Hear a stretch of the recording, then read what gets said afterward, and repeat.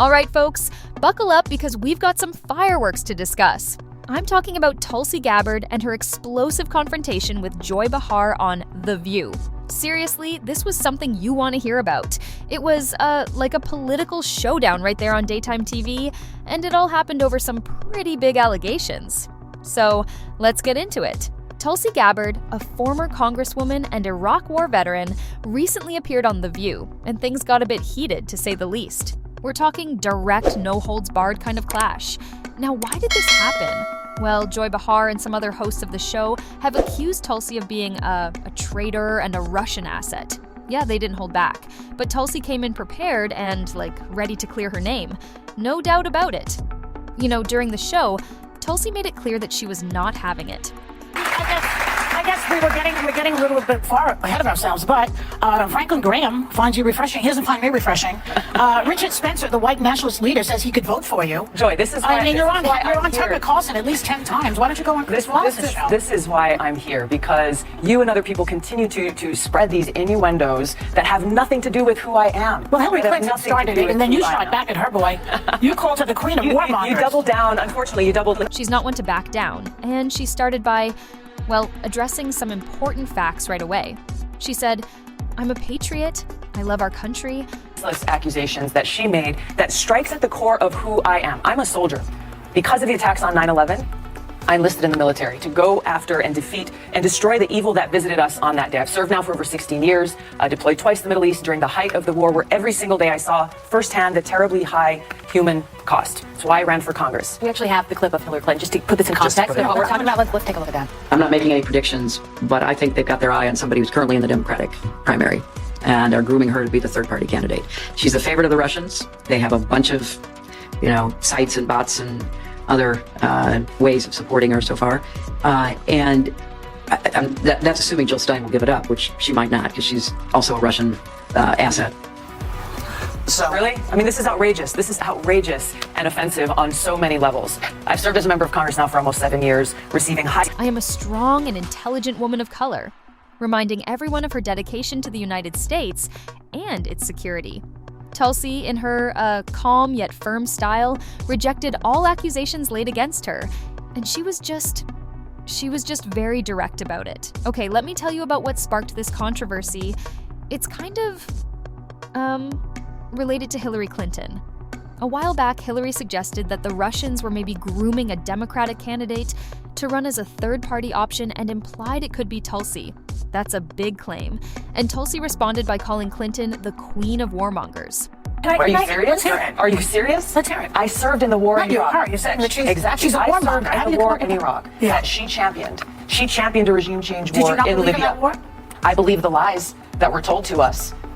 Well, so did she. It is indisputable. It is indisputable to say anything other than the fact let me just close this out. That Hillary Clinton, throughout her career, has led with a foreign policy of interventionism and being the world's police, going and toppling dictators in other countries that has caused such destruction and loss of life. I'm against that. I'm running for president to change that. Rather than actually debate me on the issues, she and others are resorting to these smear tactic campaigns, seeking to undermine me, smear my character, and sending a message to anyone who dissents.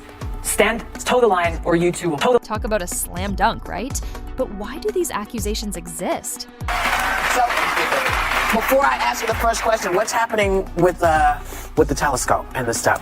Oh gosh, the challenge is ongoing. The challenge is ongoing. Okay. Yeah. What is that? So, just explain. they decided, it was decided that they were going to go on sacred land. Oh yeah. And put up a telescope and do all this stuff. And the Hawaiian said, no, you're not going to do that. So it's been a fight. Tulsi's been at the forefront. Yeah. And I try to bring it up, when I can, because I think sacred land is sacred land. Yeah. You can't, you can't. Anyway. So I have to ask you this. So we were just talking about EU Ambassador Sondland changing his testimony yesterday, that he had to be refreshed about quid pro quo. And you've been skeptical more than a lot of the Democrats about the impeachment inquiry. Were you surprised by what he did yesterday? Well, look, the facts are important, and we'll get to that. I want to start with something that I think is also important about facts, because recently on your show here... I was just going to get to that. Good. Well, it actually boils down to Tulsi's foreign policy approach. Unlike many in her party, Tulsi opposes interventionism. She's against the U.S. acting as the world's police and, toppling foreign governments. She argues, and she made this point on the show, that such actions have caused significant, destruction and suffering. Look, some of you have accused me of being a traitor to my country, a Russian asset, a Trojan horse, or a useful idiot, I think was the term that you used. Which basically means that I'm naive or lack intelligence to know what's going on. They use that. I want to let your viewers know exactly who I am. All right. Set the record straight. I am a patriot. I love our country. I am a strong and intelligent woman of color, and I have dedicated almost my entire adult life to protecting the safety, security, and the freedom of all Americans in this country. It was the attacks on 9/11. Now, let's dive deeper into the telescope controversy in Hawaii, another hot topic that came up during the same episode. See, there's a plan to erect a massive telescope on what many native Hawaiians consider sacred land. Tulsi, being from Hawaii herself, has stood with the locals, steadfastly supporting their insistence that this sacred land should remain untouched. She has become sort of a champion for this cause, and it shows her broader commitment to defending the cultural and natural heritage. Back in the studio, the showdown with Behar ramped up when Joy seemed more interested in, reciting cue cards than genuinely interacting with Tulsi's heartfelt statements. It was like she, just brushed off what Tulsi was trying to communicate. And that didn't sit well with everyone, maybe not even with some viewers at home.